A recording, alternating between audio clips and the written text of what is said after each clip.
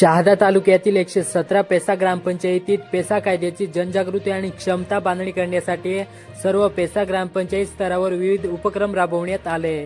तसेच पेसा कायद्यातील तरतुदीबाबत शहादा येथे कार्यक्रम आयोजित करण्यात आला होता।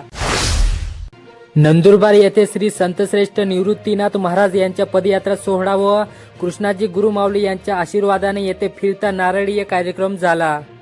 या कार्यक्रमांतर्गत झालेल्या शिबिरात 135 दात्यांनी रक्तदान केले।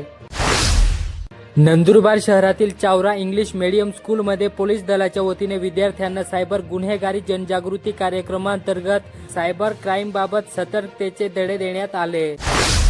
तोडोदा येथील महात्मा फुले समाजकार्य महाविद्यालयाच्या राष्ट्रीय सेवा योजनेच्या माध्यमाने आयोजित करण्यात आलेल्या रक्तदान शिबिरात 40 दात्यांनी रक्तदान केले।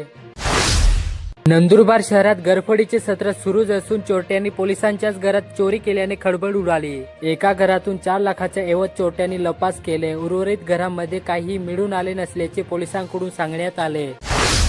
विसरवाडी नजीक सरपणी नदीच्या डोहात मासेमारी करताना एकाचा बुडून मृत्यू झाला। त्याचा मृत्यूदेह शोधण्यासाठी नातेवाईक आणि परिसरातील नागरिकांनी गर्दी केली। नंदुरबार शहरातील उंडाल पुलावर रविवारी रात्री ऑइल सांडल्यामुळे अनेक वाहने घसरून अपघात झाला। त्यात अनेकांना दुखापत झाल्या। उपनगर पोलीस व पालिका प्रशासनाने तातडीने उपाययोजना केल्याने पुढील अनर्थ टळला।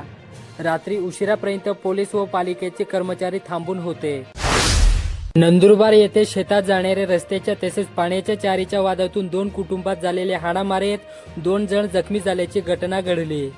याबाबत नंदुरबार तालुका पोलीस ठाण्यात परस्पर विरोधी गुन्हे दाखल करण्यात आले।